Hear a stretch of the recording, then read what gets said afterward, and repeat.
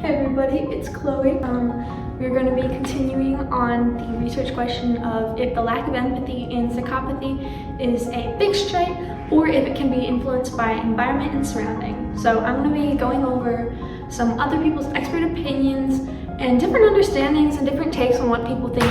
So before we actually start, I think it's important to review what exactly psychopathy is. So psychopathy is considered a neuropsychiatric disorder where people exhibit a very low lack of empathy, callous behavior, and overall just like your emotions are very turned down overall.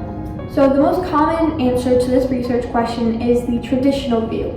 And this is that if one gains empathy, it is most likely the illusion of empathy, as psychopaths are very good at emulating emotion, though that even if they don't have it.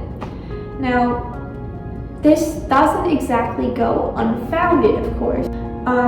For example, a research conducted by Brook and Cosson in 2013 found that there was a lack of TOM in psychopaths, and this refers to a theory of mind, except this only included negative emotions.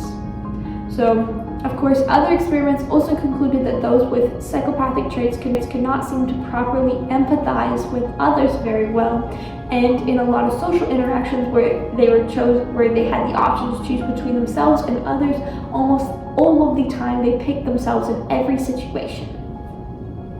So overall, this theory believes that, again, if one does actually have empathy and truly shows that they understand emotions and they feel those emotions, they must have been misdiagnosed.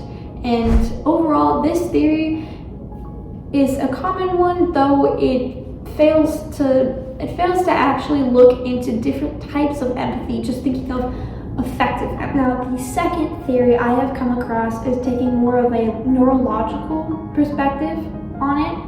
So they're basically believing that it is possible for one to gain empathy or have it in the first place in psychopaths, but it will be at a lower level than a typical human. So this is because of the amygdala.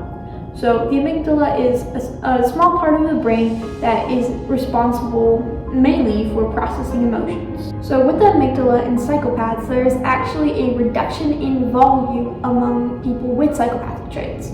So studies show that there is a 7.1% volume reduction in the left amygdala and an 18.93% volume reduction in the right amygdala. The reason that these two theories are so completely different is because there's actually two subsections of empathy. So the traditional theory looks at affective empathy but not cognitive empathy, while neurological looks mostly into cognitive empathy, but also understands a lot of the affective empathy side of this. So cognitive empathy refers to understanding one's emotions. So let's say your friend just broke up with her boyfriend and now she's very distraught and upset. Cognitive empathy would be understanding that she's upset, but not feeling it.